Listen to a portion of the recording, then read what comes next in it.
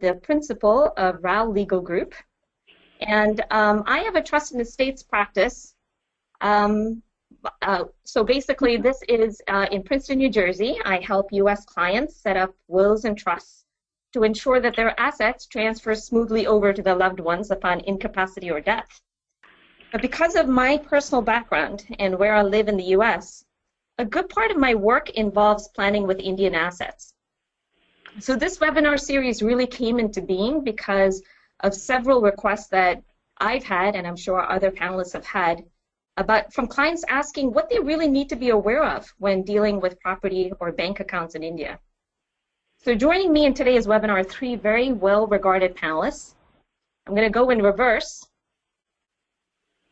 We have Vinay Navani, who is a shareholder at Wilkin Guttenplan. We really have him and his team to thank for hosting today's webinar. Vinay is a very well-regarded CPA who devotes his practice to international tax matters for both businesses and individuals. He is really my go-to person for anything that's foreign tax and compliance related. We have Rupal Vora, who is a tax advocate from Mumbai. She has been specializing in direct taxes in India and has a breadth of knowledge on Indian taxation and the tax impact of transfers of property on the Indian resident and taxpayer. She too has personal experience with U.S. taxation and is keenly aware of the tax implications on the U.S. side as well. And finally, we have Rahul Ranadive. Rahul is an expert who practices mainly in the advising high net worth families and closely held businesses on international and domestic estate and trust planning, private banking, and tax and corporate matters. He is truly an expert in these areas, and we're very fortunate to have him and our other panelists with us for this webinar series. As you will see, in the next 2 hours that we get to spend with you between this week and the next, our plan is to present a comprehensive analysis of all of the issues that you will need to consider. You're going to be listening to some case studies and some fact patterns, and our hope is that at least one, if not more, of these issues directly is applicable to you and your family situation. With that said, let me just get a few housekeeping issues out of the way. As you know, today's Part 1 series is actually going to cover personal assets like bank accounts and real estate. We have Part 2 next week, March 17th. That's when we're going to cover issues that are impacting individuals that are involved in businesses. So make sure you tune in next week as well, same time. We'll give you more details towards the end. Participants have been muted, but feel free to ask any questions along the way. We're going to try and reserve all of these questions towards the end and address it at the Q&A session towards the end of today's program, and then we have one more at next week's program as well. And of course, if you think of any questions between now and next week, make sure that you email me. You see my email address on the screen. And for those of you who could not attend today and will not be attending next week, please know that the webinar is being recorded and uploaded onto that site that you're seeing. All right, so on to our first case study.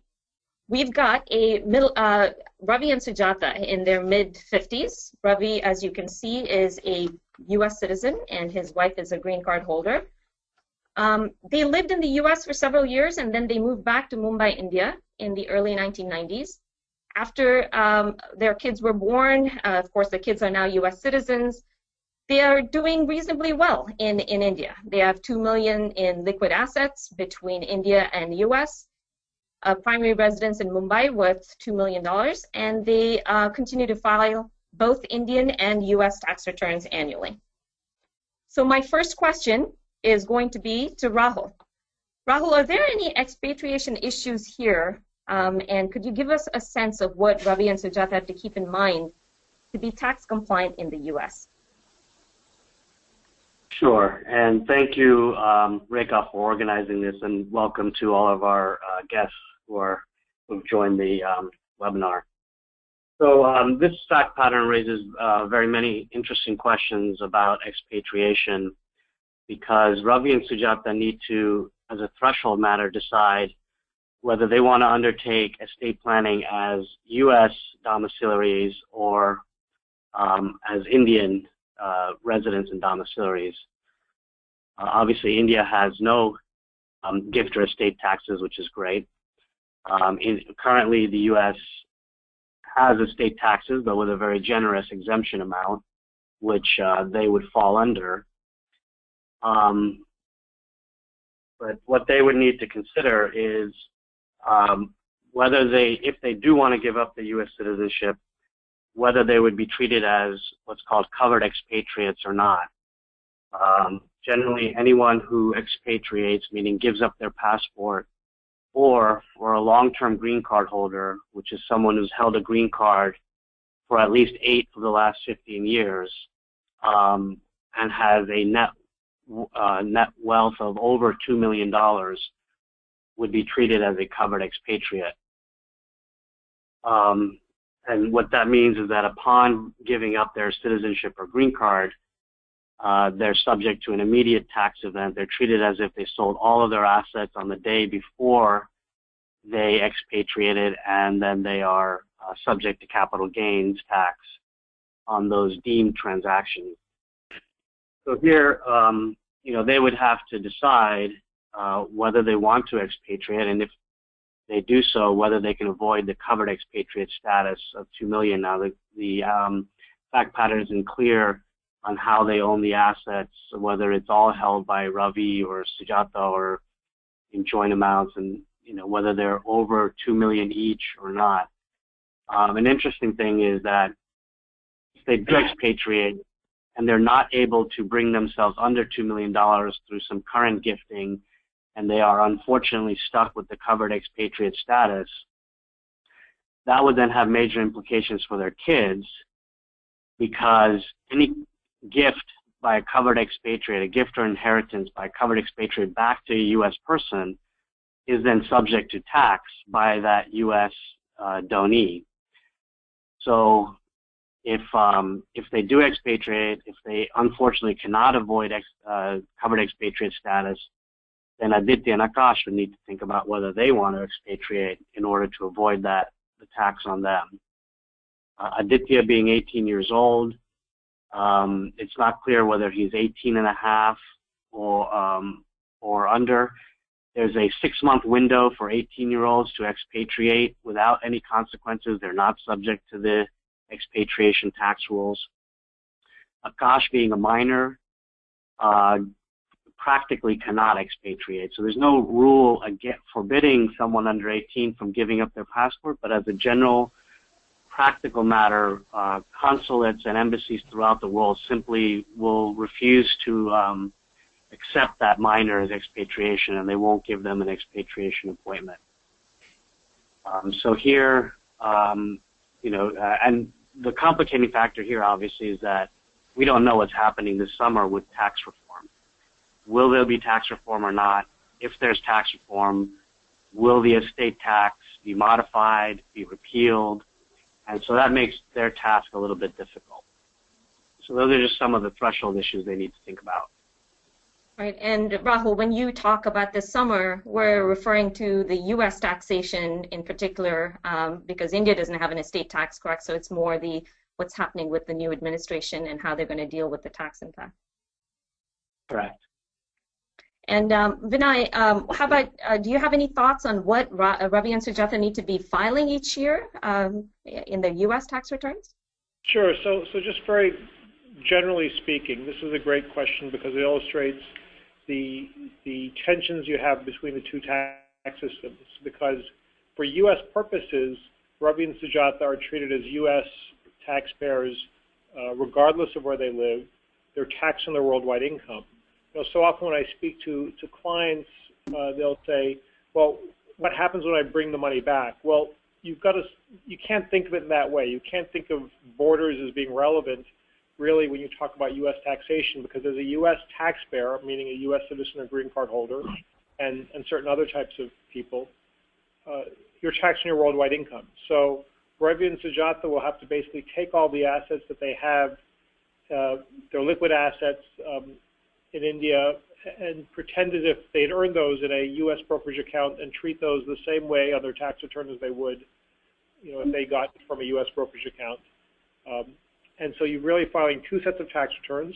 And to the extent that you pay tax in India on the same income that you pay tax in the U.S., then the U.S. will generally give you a foreign tax credit.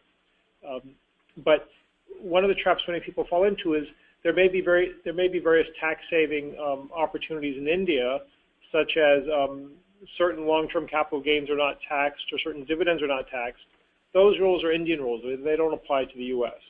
And likewise, tax benefits in the U.S., like the ability to defer tax by contributing to an IRA or a 401k, generally wouldn't apply to India. So you have to keep track of both sets of rules independently.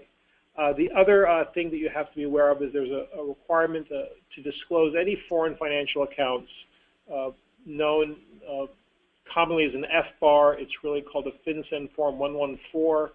It's not a tax form. It's a form filed with the Department of Treasury where you basically disclose your foreign bank and financial accounts to the Treasury once a year. And the penalties for not filing that are pretty severe. So that's a very important disclosure they have to be concerned about. Thanks, Vinay. Rekha, can I add one more thing, Sure. please? Yeah. So another interesting thing with this fact pattern is how the U.S.-India treaty plays in here.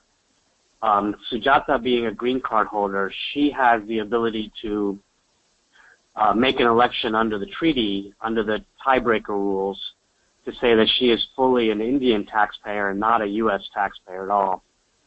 So Ravi, as a citizen, doesn't have that ability. All U.S. treaties have what's called a savings clause, which says that no matter what happens, the U.S. reserves the right to tax its citizens as if nothing had changed and the treaty doesn't exist.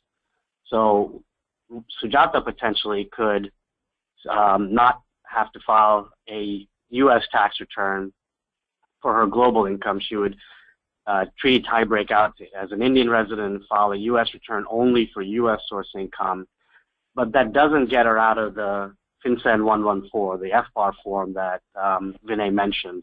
The treaty tiebreaker rule only applies for income taxes, and all other information reporting rules would continue to apply to her. Very good point. Yeah, so great points, both Vinay and Rahul. We're going to actually now move to a slight twist on the fact pattern. We've got Ravi and Sujata's parents, so that's Akash and Aditya's grandparents. They're non-U.S. citizens, also living in Mumbai between the ages of 70 and 80. And they have modest wealth. So they feel that Ravi and Sujata are well off, and their assets really. So Rupal, I'm going to direct the question to you. Is it better for the grandparents to gift money to their grandkids in India during lifetime, or is it better for the grandkids to inherit at death? Well, from Indian tax point of view, it really doesn't make much of a difference, because when the assets are gifted by the grandparents to the grandchildren, it falls under the exempted gift category, and hence there is no tax liability. And even when the assets are transferred through a will, it's an exempted transfer, so once again, there is no capital gains tax liability at that stage. Even as far as the cost basis is concerned, there again, what happens that when the beneficiaries or the donees subsequently transfer their assets, the cost in either scenarios will be the cost to the previous owner. They will, of course, get the benefit of indexation. So as far as these main income tax points are concerned, it's pretty much the same scenario in both the situations. The only difference being clubbing provisions. In this fact pattern, Akash is a minor. So if the gift has to happen in near future, Akash being a minor, his taxable income will be clubbed. However, if it was inheritance which happens down the line, there are chances that Akash becomes an adult, and then there'll be no clubbing provisions that one would have to worry about. Besides this, we have to bear in mind that Aditya is now living in, he's studying abroad, so living in Michigan, and hence any gift that the grandparents would give to him likely to require some FEMA reporting requirements. FEMA is a Foreign Exchange Management Act, and they have certain reporting requirements for certain kinds of gifts to persons of Indian origin or non-resident Indians. Apart from that, the other important thing to be borne in mind is that when the gift is given by the grandparents of their residential homes, they'll have to make that a conditional gift because they'll have to retain the right to continue to live in their residential houses. So though they're gifting the house to the grandchildren, they will have to retain that right, otherwise they'll have no place to live. And lastly, there has to be stamp duty liability, which will have to be complied with when gift is concerned, because the property is situated in Mumbai. The registrar in Mumbai will have to be approached with a written gift deed, and the stamp duty of 200 rupees will have to be paid. It's nominal in this case since it's a gift from grandparents to the grandchildren. Otherwise, it can be anywhere between 2 to 7%. And as far as a will is concerned, again, since the immovable property is situated in Mumbai, it will be mandatory to get that will probated. The maximum probate fees we are looking at is 75,000 rupees. And of course, besides that, there'll be incidental legal expenses. So besides these differences, from the tax point of view, as I said, except for clubbing, there is not much of a difference. But then there are other logistic issues which also need to be considered. And based on that, the grandparents will have to decide what works better for them, gifting or a will. Right. Thank you, Rupal. I know these are quite different in the way U.S. treats the lifetime versus inheritance. So Rahul, I'm going to start with you. Could you talk about the U.S. standpoint? Certainly. So from the U.S. point of view, there is a big difference. If you receive assets as a lifetime gift, you take what's called a carryover basis in the assets from your donor, meaning that whatever the adjusted basis is in the hands of the donor, you get that as the recipient. And so if you sell the asset in the future, you'll recognize gain or loss based on that historic basis. Whereas if you receive assets as a bequest through an inheritance upon death, you get what's called a stepped-up basis, where you take the date of death value as your new adjusted basis. And so you can then turn around and sell the assets almost immediately after receiving them, and assuming there's been no significant appreciation in value from the date of death to the point of sale, you would escape most income tax there. So while it may not make a difference to the person giving the asset or bequeathing the asset in India, for the family member in the U.S. who's receiving the asset, it does make a big difference. Right. And Vinay, just in terms of filing and compliance purposes, is there anything that you wanted to add here? Sure. I mean, whether assets are received as a gift or an inheritance, there's an important disclosure has to be filed called the Form 3520 to really let the IRS know that this is not income, so it's a very important form to file. And then to the extent of property that's being received, you'll also indicate what the basis is, whether it's the carryover basis or the basis on the day the decedent passed.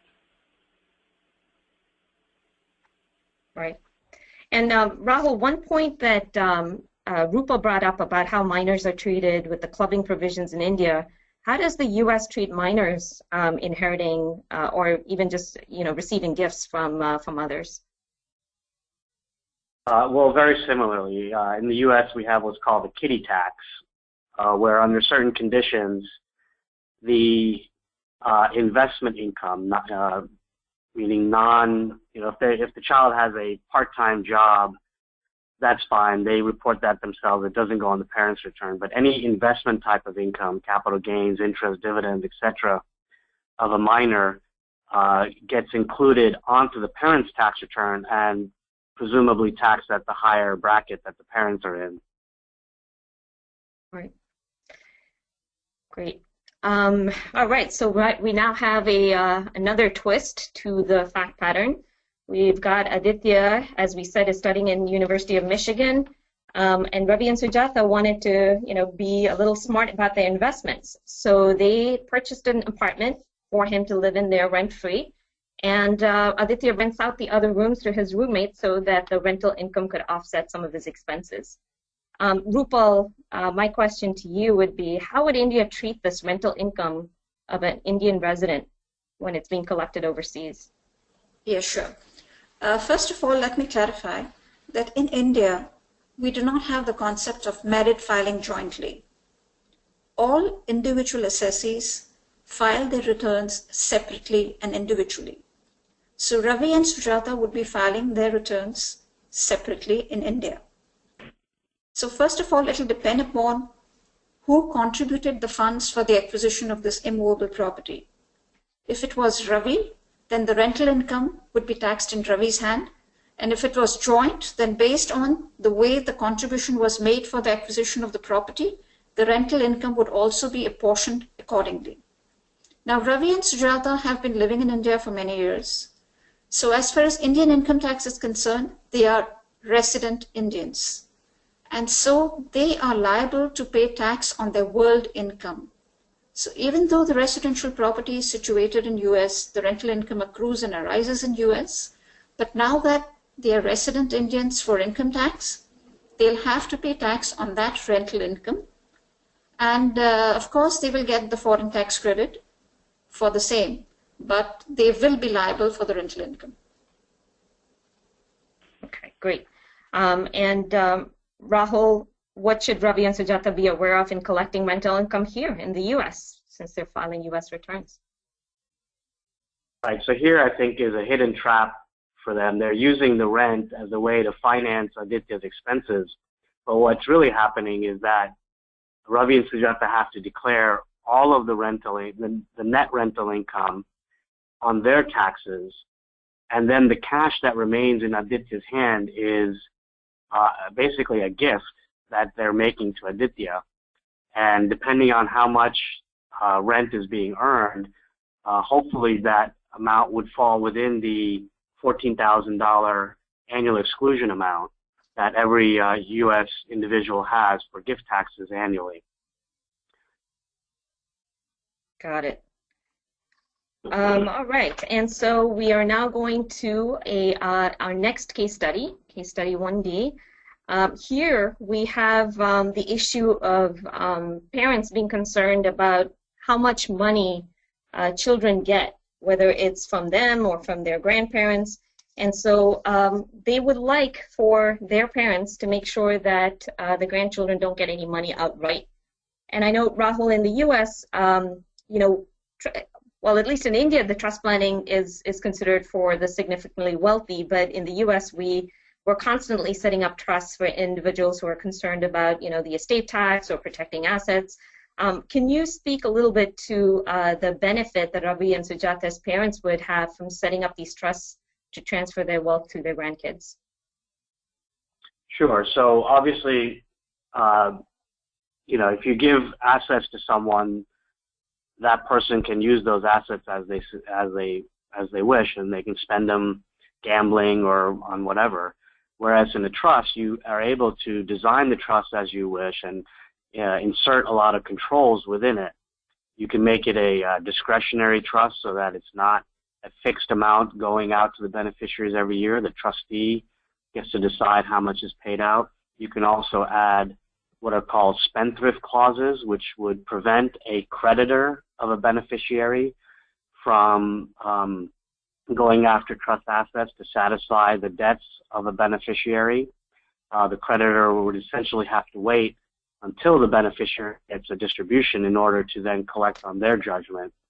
And so you could frustrate that creditor by simply not making a distribution to a beneficiary. So, even if the estate tax does go away and that layer of tax planning is no longer an issue, there are still multiple reasons why a family would want to use a trust to protect their assets and to protect their lower generation family members. Right. Rupal, would you agree from the Indian standpoint, what Rahul has just said? Yes, of course. Trust would be very helpful so that we are monitoring the income that is being handed out to the grandchildren. But I would like to draw attention to one aspect. As far as Indian income tax is concerned, if it's a discretionary trust that Rahul just mentioned, then the discretionary trusts in India are taxed at the maximum marginal rate. So from the tax planning point of view, it's advisable to go with a specific trust where the shares of the beneficiary are specified in the trust deed, and the trustees have to disburse the income and the assets according to the shares specified in the trust deed.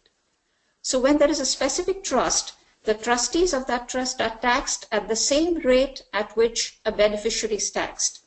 So say, for example, a beneficiary's income is under a 10% tax slab rate, then the trustee also will be taxed at the same rate. But if it was not a specific trust, but it was a discretionary trust, then the trustees would be taxed at the maximum marginal rate, which is maybe 33, 34%, even if the beneficiary is in a 10% tax slab rate. So from the tax point of view, it's not advisable to go with a discretionary trust, but to go with a specific trust. And again, when the assets will be transferred from the grandparents to the trust, I'm personally of the opinion that there will be no capital gains tax liability at that stage, because in a sense, it's nothing but a gift from the grandparents to the grandchildren. However, there will be stamp duty liability, which will have to be complied with.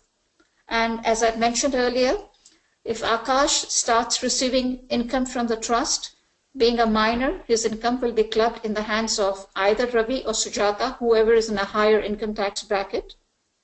And Aditya, being a person of Indian origin residing outside India, certain gifts require FEMA to come in and look into it. So the grandparents may have to, depending upon the assets that are being gifted, they may have to have certain reporting requirement compliances from the FEMA perspective. Okay, got it. And Rahul, real quick, because I know that a lot of U.S. citizens are thinking about this. When Ravi and Sujata's grandparents set up these foreign trusts, from an accounting perspective and the reporting requirements, what should they be aware of?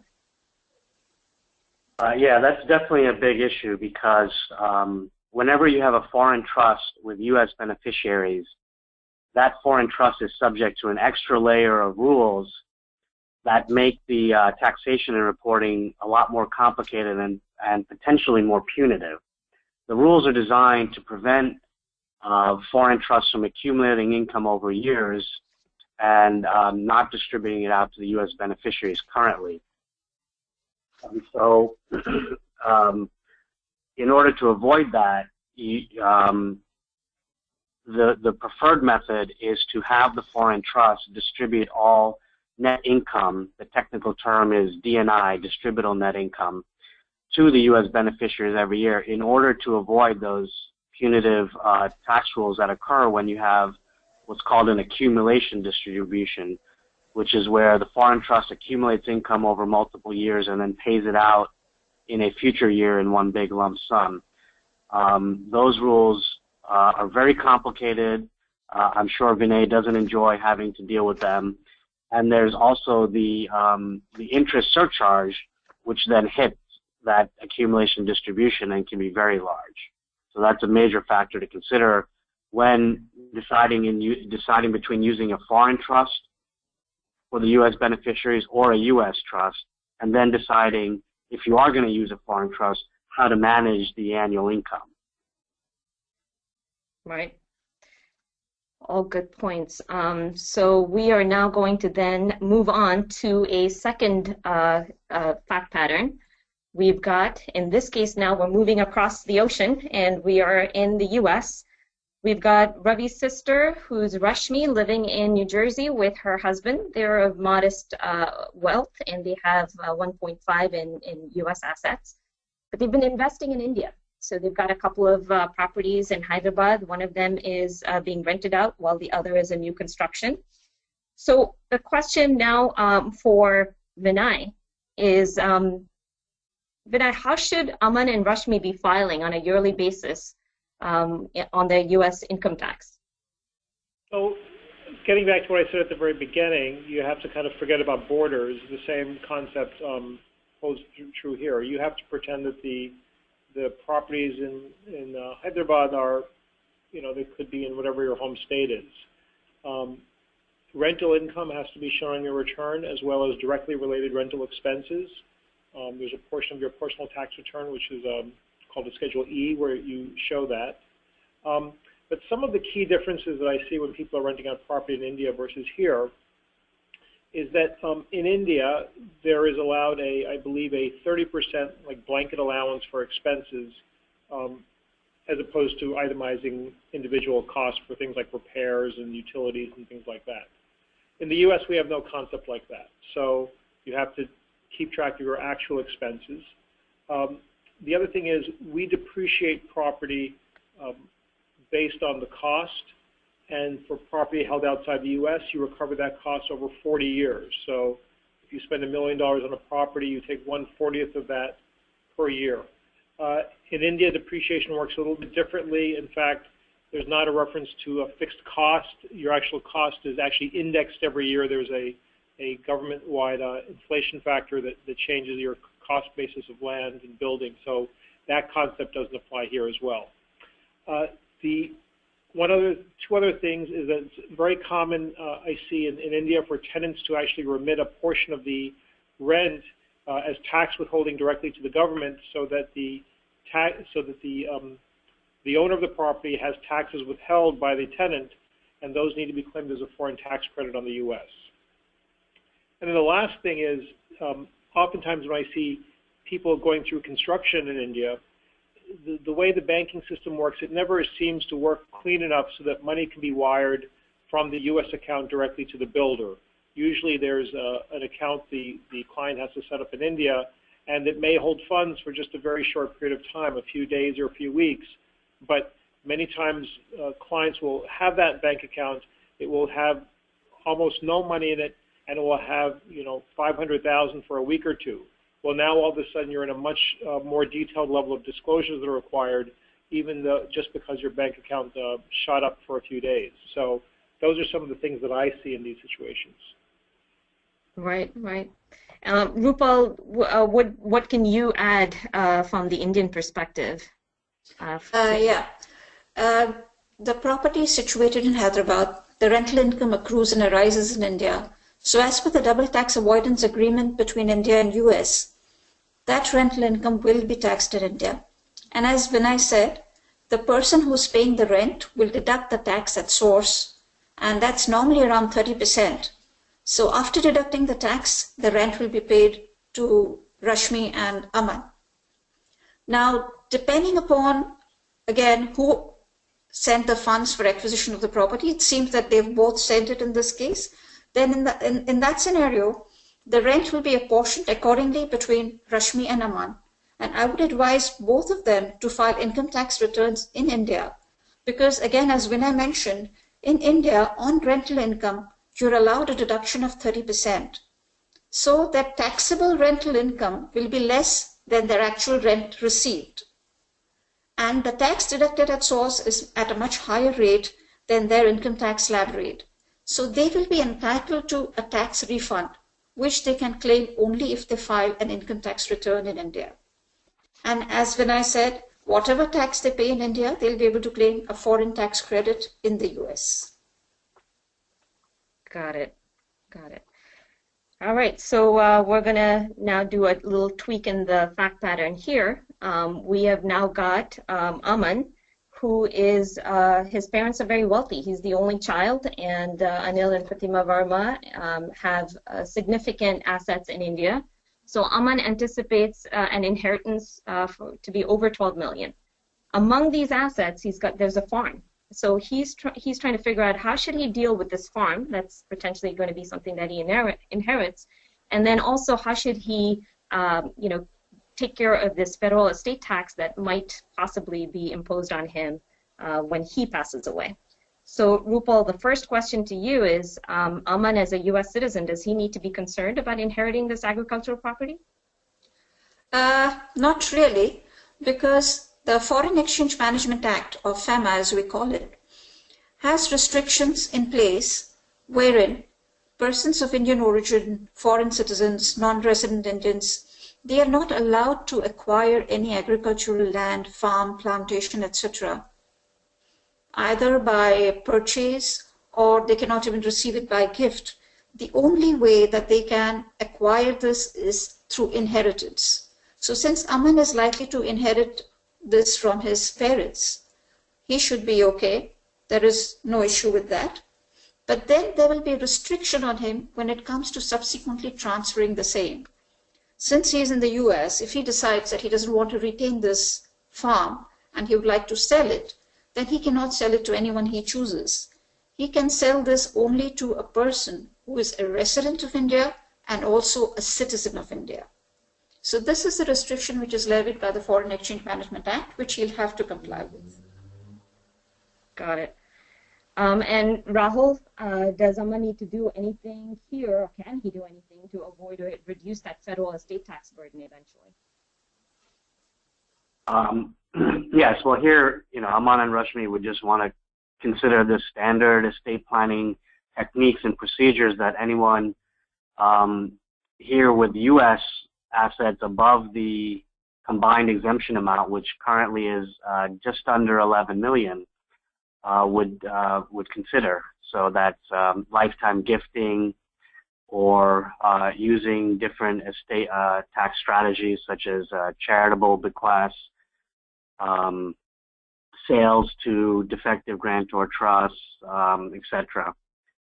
As Vinay said, you can't look at borders here and say that, well, I have $12 million, but 10 of it is in India, so I only have 2 in the U.S., I'm not subject to estate tax. That's not true. It's worldwide assets, and so they have to view it as if these assets were all located in the U.S. and they're subject to the current estate tax rules. Now, obviously for them, the difficult part is trying to undertake estate planning when you don't know what the rules are going to be in a few months. I have quite a few people calling me, asking me about estate planning, but not wanting to do anything about it because they don't know what's happening. If the estate tax disappears this summer, they say, well, why should I spend X amount of dollars to do a complicated estate plan now if 4 months from now the estate tax is just gone? I should just wait it out.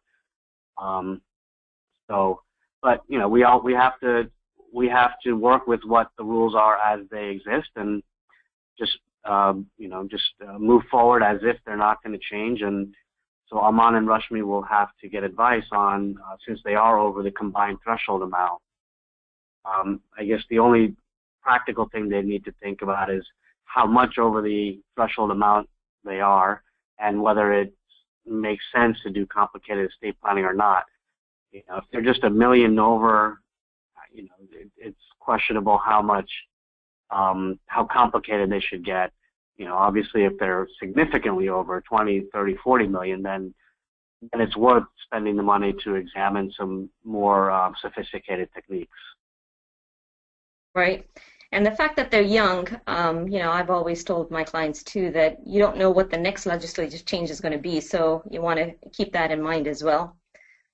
All right. So, and also that the asset could appreciate significantly over time. So right now they're only $1 million over, but 20 years from now they could be $50 million over the limit if the property explodes in value. Absolutely. Right. So now moving on to the next change in facts. This is something that we hear all the time in the U.S. We've got Aman visiting his parents because dad had a health issue. They went to the bank and had Aman put on as a joint account holder on all of these accounts. And as you can see, there were bank accounts, fixed deposits, mutual funds. And then Aman begins the green card application process to get his parents over to the U.S. So Rahul and Vinay, I'll start with Rahul. What are some of the issues you see from the legal side as a result of Aman and his family converting these accounts to joint accounts? Well, the first issue is a gift, whether there has been a gift from Aman's parents to him by adding him to the account. And if there is a gift, then whether it has to be reported or not on Form 3520. The general rule is any gifts or inheritances over $100,000 in the aggregate for the year have to be reported. Then the next issue is the FinCEN 114, the FBAR form, and whether those accounts have to be included on Aman's form, whether it's because he's a joint owner of the account, or even if he's not a joint owner, if he just has what's called signature authority over the account, meaning if he has the ability to issue instructions to the bank for the disposition of assets, that would also then become an FBAR reportable account to him. And the accounts that are reportable on an FBAR is not just bank accounts, meaning savings accounts, checking accounts, fixed deposits, etc., but it also includes mutual funds. And one asset that gets overlooked a lot is life insurance with a cash redemption value. So if say Aman's parents bought a life insurance policy for him when he was young, and Aman owns that and it's now developed a lot of built-in cash redemption value, that would be reportable as well. Great. Vinay, do you have anything to add to this? Sure. So yeah, you're right, Rekha. We see this a lot, and for whatever reason, often the kids will get added as joint account holders and not power of attorney holders, with the thinking that that's just the way things should be in India, and that will help the kids manage the money. But what it does is it creates this problem, because oftentimes in these situations, the kids or our clients will say, well, it's really not my money, it's still my parents' money. And now we're, trying to fight the presumption with the IRS that really the kids have received a gift. And especially when you have issues with unreported income, when people are going to the IRS and the various amnesty schemes the IRS has, we're trying to make a position that it's really not the U.S. client's money when they're joint holders. So it's something that gets overlooked a lot, and it's really a very thorny issue. Because the issue is that if the bank account generates interest and the kid is a joint account holder, or the U.S. person is a joint account holder, in theory the U.S. person should be reporting at least half of the income on their U.S. tax return. So that's part of the reason why we like to avoid these situations. A power of attorney would be much better, and as Rahul said, you would simply disclose that the U.S. person has a signatory authority over that account on the FBAR. We did mention mutual funds, and mutual funds are really a significant issue of non-U.S. mutual funds. So just as Rahul was talking about some of the rules that relate to foreign trusts and how they can have very ugly U.S. tax consequences, mutual funds are subject to a very similar set of rules, and it doesn't make sense, or we don't have enough time to get into these rules here, but the taxation of Indian mutual funds is very complex, and it's very expensive, and almost in every occasion when I sit down with a client who either has one or is thinking about getting Indian mutual funds, or any foreign mutual funds for that matter, they decide not to, and they decide to invest in other investments such as direct equities or fixed deposits or something like that. So if you have mutual funds, it's something that you really have to pay specific attention to comply with the U.S. rules correctly. Thanks, Vinay. Taking it over to Rupal. Rupal, from the Indian side, could you speak a little bit about how joint accounts are treated, and maybe touch upon the mutual funds aspect as well? Sure, Rekha. It's interesting. Things are very different from the Indian perspective. In India, it is always the first holder who is considered to be the owner of the account. So even in mutual funds, it's the first holder who owns all the units in the mutual fund, same with the bank account and the FD. Even as far as the income from these assets is concerned, it is always taxed in the hands of the first holder, because that person is the owner. Secondly, when it comes to adding a name of a person of Indian origin or a non-resident Indian to the account of resident Indians, the banks allow that only on something what is called as former or survivor basis, which means that as long as Aman's parents are alive, Aman will not be allowed to operate that account. For non-resident Indians and persons of Indian origin, there are separate categories of accounts like the NRO, NRE, FCNR, etc., which they can open and operate, etc. But when it comes to the resident ordinary savings accounts, which are opened by the residents and citizens of India, there, as per the Foreign Exchange Management Act, they do not want non-residents or PIOs to get the power to operate them. And hence they are always opened on a form or a survival basis, wherein they can operate only after the demise of their parents. So in that case, it might be even worth considering making Aman a nominee instead of a joint holder, because as a nominee, it will make the transition smoother after his parents' death and with the help of the will to transfer the assets to him. Whereas making him a joint holder is not really serving any purpose, and it's creating complications on the US side. So I often advise people to nominate their children instead of making them a joint holder. And I would also like to bring out one more thing, that in this case, since the parents, this is a day of online banking. So even if parents don't have him as a joint holder, I'm sure if the necessary information is passed on to Aman, Aman can manage the accounts for him from US through online banking. Even the mutual funds are accessible online today, and all the operations can be done online. So I feel that nowadays it's better to go with nomination instead of joint holder, because the purpose of operating accounts on behalf of parents is doable online. Right. That's a very good point. So we're now going to move to the next case study. This is to do with Aman's parents. As you saw in the previous slide, Aman was applying for his parents' green card, and they've just found out that they've been approved. But there is an HUF in the family, and Anil is the Karta. So Dad owns this HUF, and he wants to dispose of that before moving to the US. And as you can see from the fact pattern, it's not going to be easy because there's a sister who's refusing to move out. So Rupal, going back again to you, what are Anil's options here in this scenario for disposing of the HUF? Sure. HUF, or Hindu Undivided Family, is a separate taxable legal entity as far as Indian Income Tax Act is concerned. So it's very often used as a very good tax planning device. Now in this scenario, Anil's father had ancestral property, and this is Anil's father's HUF, which is holding this ancestral property. The best way to deal with this, in my opinion, is to go in for a total and a complete partition of Anil's father's HUF. As a result of that, what will happen is that the ancestral property, which was held by HUF, will now be distributed amongst the co-partners. So Anil and his two sisters will get a share in that ancestral property.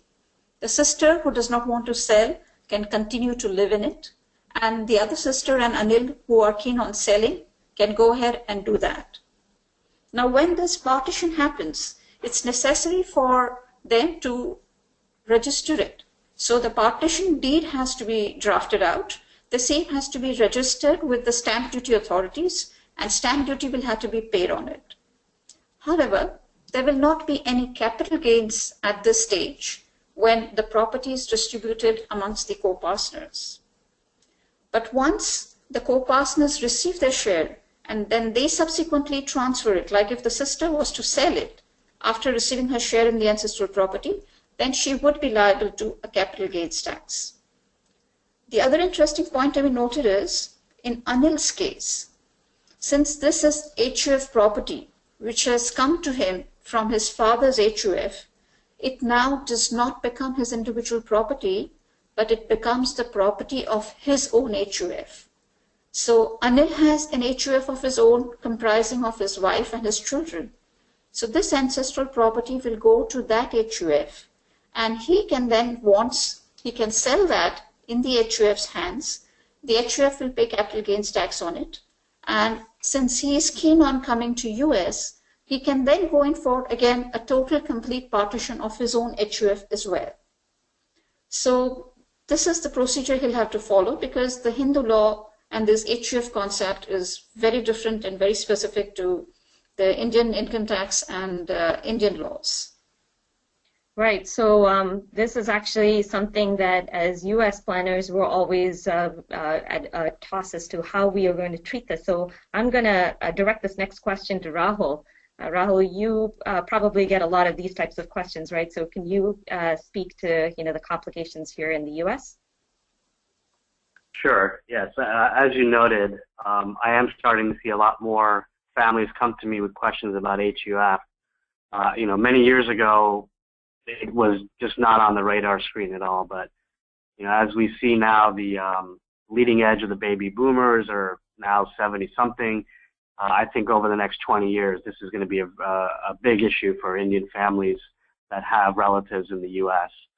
HUF is interesting. It exists only in India, nowhere else in the world. The IRS has no clue how to deal with it. They have not issued any guidance at all on how to treat an HUF for U.S. tax purposes. Do you treat? And there's basically three options. One very rare option that almost will never come up, but the HUF conceptually can be viewed as a trust, and that leads to a whole set of income tax rules and reporting issues that we talked about previously.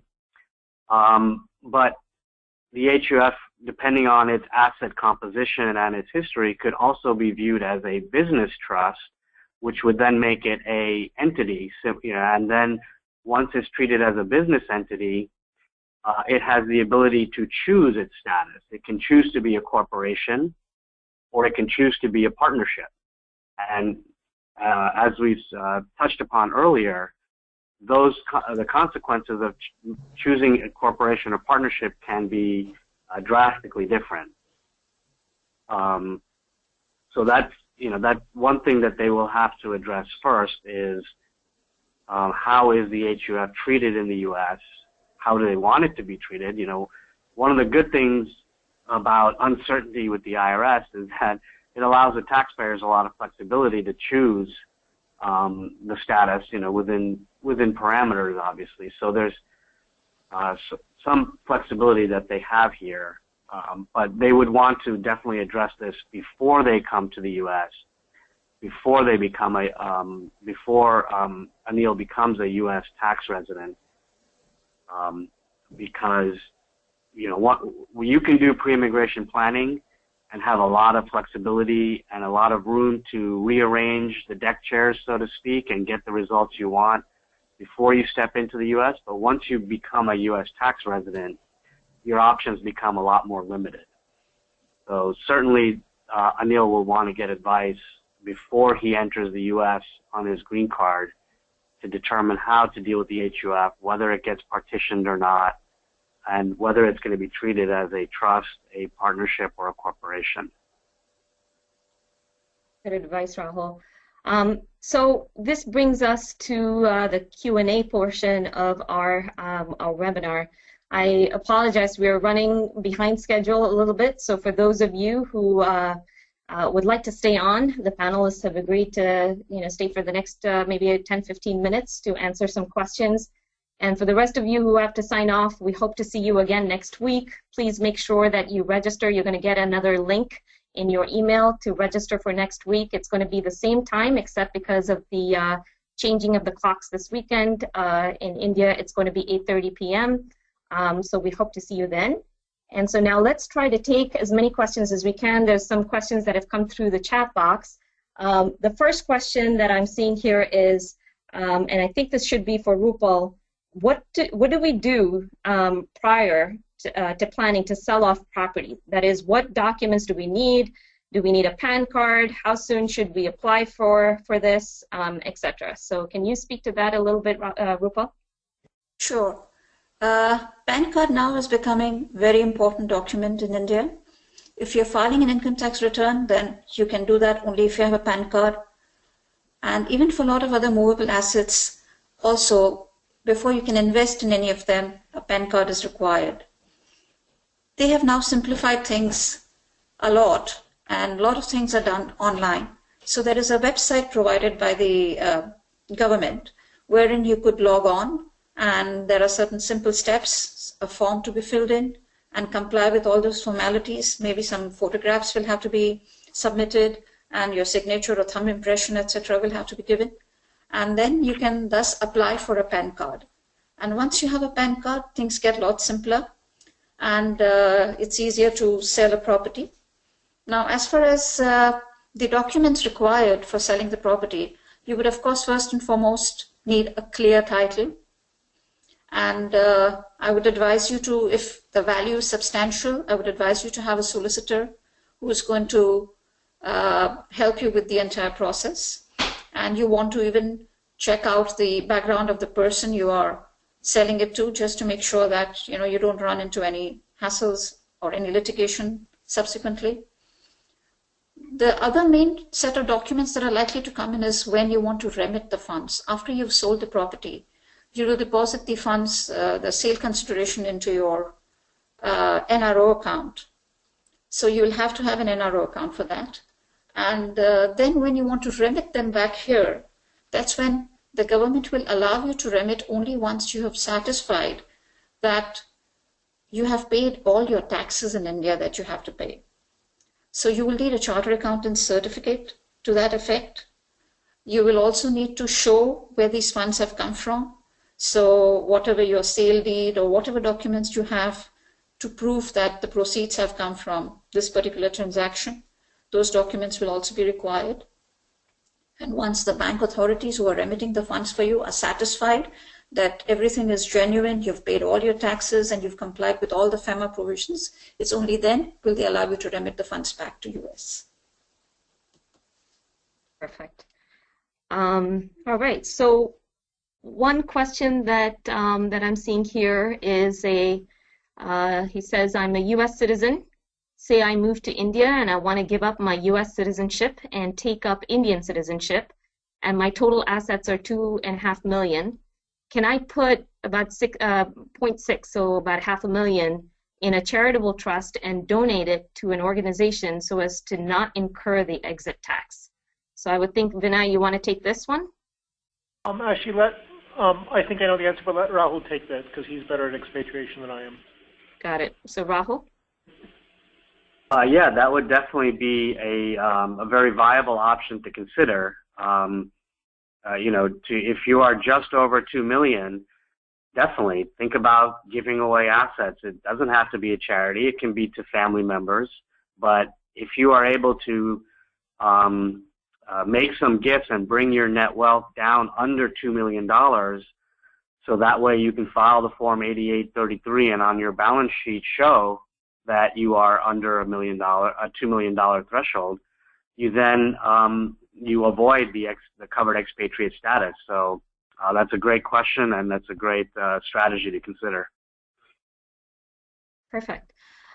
There's one question which I think I'm not familiar with this, so Rupal, this is for you. It says, I have a question regarding HIBA, made in India, which is a gift for a property. So the question is capital gains applicable to in the event the property is sold?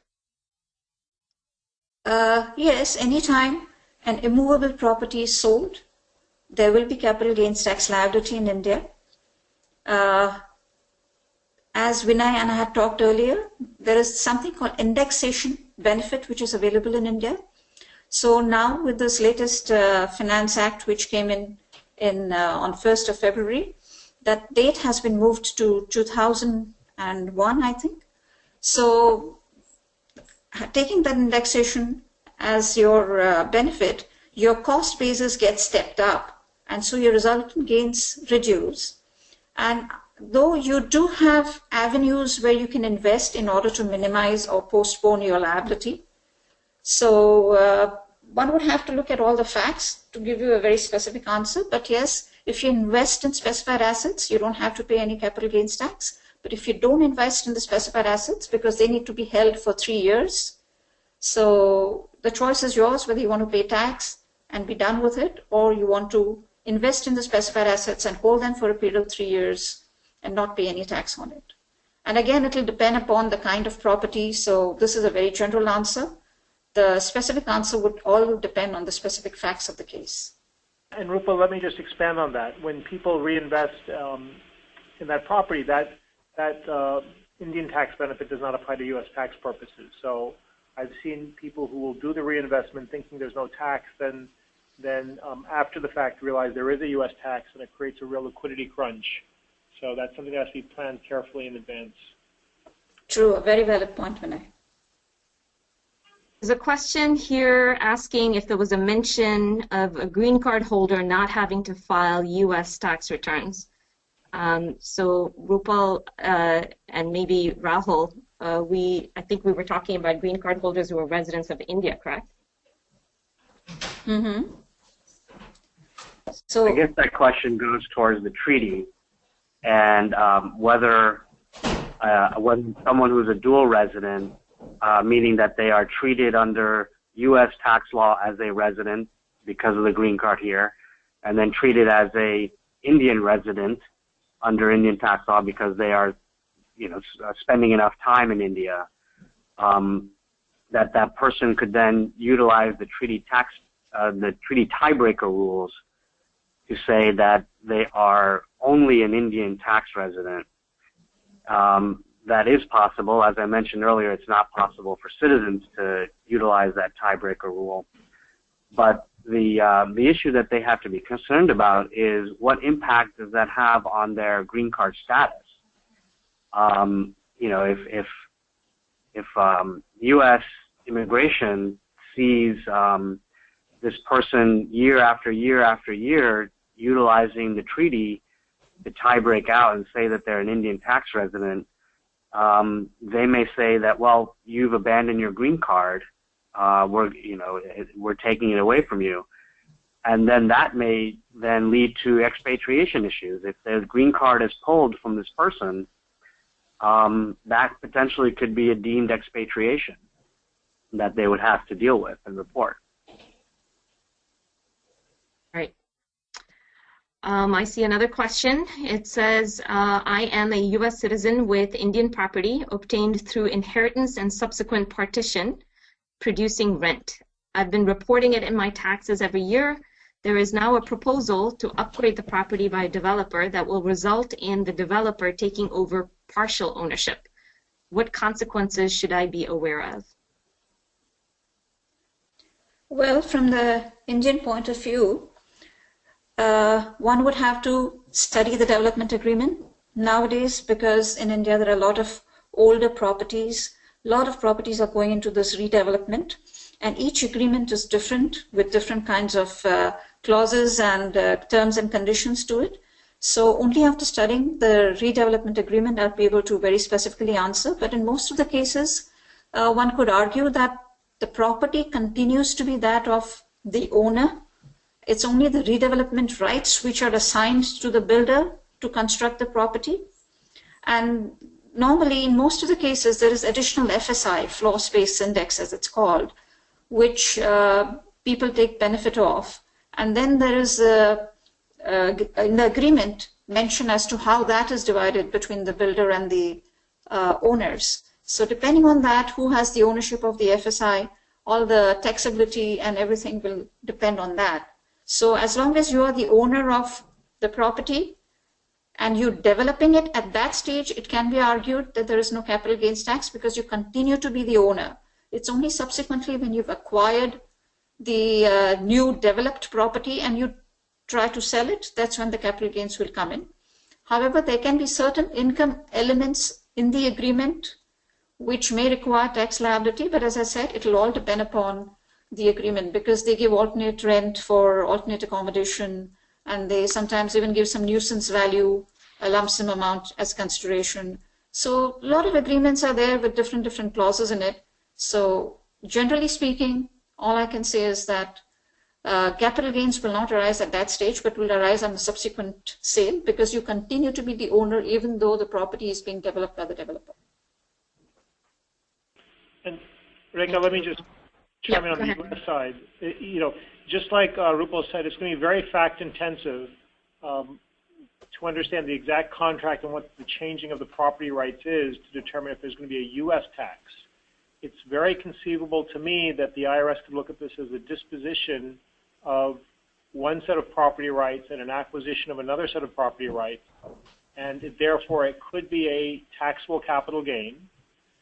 It's also potential if you fall into another set of rules known as like-kind exchanges or Section 1031, that this might qualify as a tax-free transaction, but it's going to be very fact-specific, and I would not jump to the conclusion that it's done tax-free in the U.S.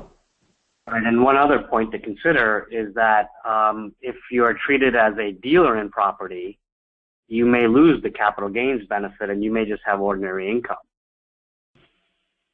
Yes. Good point. All right, so there's room for a couple more questions. This question, I think, is more of a statement about the value of nominees. The question says, in case of parental property / accounts, nominees can be changed anytime. What is the value of it? In India, if parents are alive, they don't like the idea of having a will, and that often causes confusion in case of sudden death. So Rupal, this probably goes back to your significance of appointing or naming nominees in the accounts. Yes, agreed, the nominees can be changed, but at the same time it's very important to have a nominee, because otherwise it's very difficult to get the assets transferred after a demise of a parent. I would also like to state that nominees in certain cases, see, everywhere the rules and procedures are different. Companies and demat accounts deal with it differently. Banks deal with these nomination rules differently. So I believe in, as far as the companies and the demat accounts are concerned, they straight away give the assets lying in the account to a nominee. Whereas as far as banks and certain immovable properties are concerned, there the nominee is considered to be holding the property in a fiduciary capacity. So it is the beneficiaries mentioned in the will who are entitled to the property. So till the beneficiaries takes over the property, the nominee is just holding it in a fiduciary capacity. So it will all depend upon what kind of property it is, what nomination rules apply. But if the nomination is in line with the will, that is, if you have appointed your son as a nominee in a particular account, and your will also very specifically mentions that he is the beneficiary of that account, then that makes transition very smooth. So I always insist that the will and nominations are aligned so that it's very easy for the beneficiaries to inherit the wealth later on. Thank you, Rupal. That actually is very true on the U.S. side when we're looking at probate and non-probate properties and accounts. So that's exactly what we need to be aware of as well. There's one interesting question about 529 plans. The question asks, if grandparents in India give funds to grandkids through a 529, how does it show on the U.S. tax returns, and are there any gotchas in it? Is there any limits of funds that can be transferred? So Rahul, Rupal, either one of you? I'm sorry, I'm not aware of the 529 plan. It's, I think, a US concept. Right, so this is the educational, the accounts that you set up for college purposes only. Do either Vinay or Rahul have any experience with the non-US citizens gifting into a 529? I would think that, I've never had this question asked to me exactly like this, but I would think it would be like any other gift from a non-resident alien, and therefore disclosed on the 3520. And the Section 529 plan of the U.S. allows for tax-free savings as long as it's used ultimately for college tuition. Rahul, do you have any thoughts? It's an interesting question. I've never thought about that, and I wonder whether it's a gift time of putting the money into the plan or only when it's pulled out, because the way 529s work, the parent or grandparent or whoever sets it up, they remain the owner of the plan, not the beneficiary, not the student. And the owner of the plan able to terminate the account and pull the money back at any time. And of course, when they do that, they would then be subject to income tax on any growth built up in the plan. So that's a very interesting question as to when the gift would be deemed to occur for 3520 reporting purposes is that, you know, like I said, when the relative puts the money into the plan or when it's taken out to pay for expenses, generally I don't think it's going to be that much of a problem because almost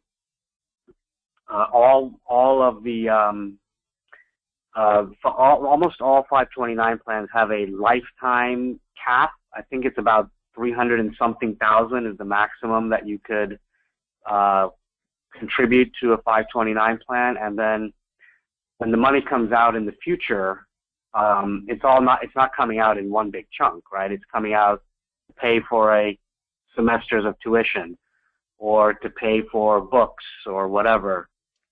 And so it's questionable whether you would reach that $100,000 threshold for reporting during any one given year. But that's an excellent question that we can follow up on and possibly answer next week. And Rekha, from the Indian point of view, sorry to interrupt. From the Indian point of view, the grandparents are living in India, and they are gifting this amount to the grandchildren.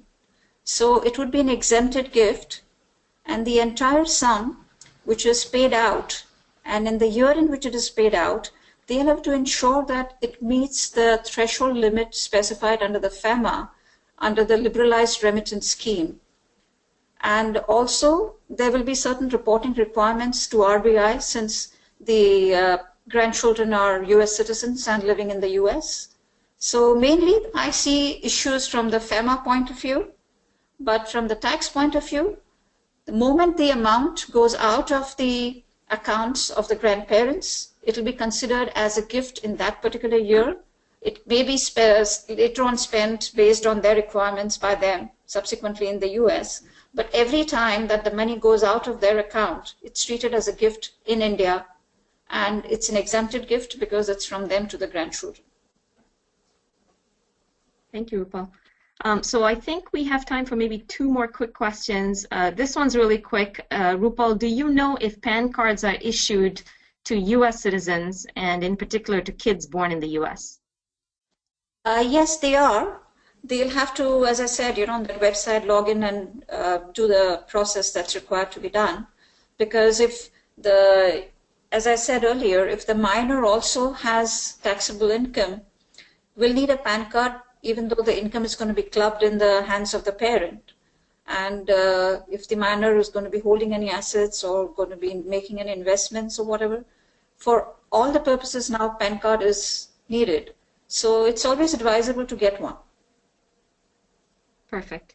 And this question goes possibly to Vinay because this is talking about like exchanges.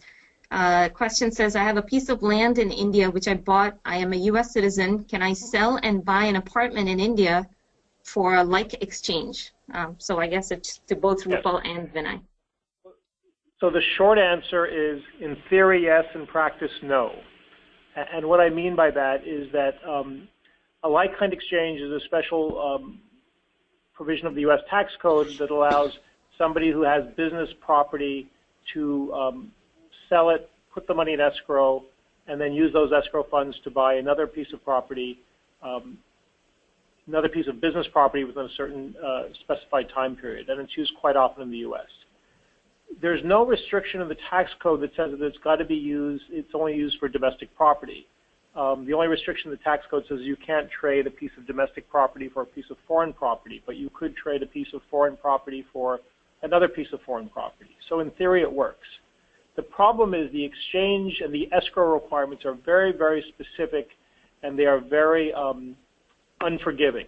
And I have yet to find somebody who acts as a qualified escrow agent in India that's been able to comply with the IRS rules and manage the so that the transaction qualifies for this like-kind exchange provision.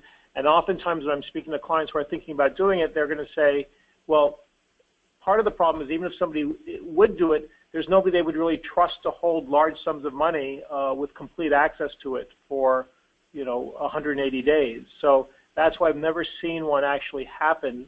Maybe Rahul's had a different experience, but I've yet to see one.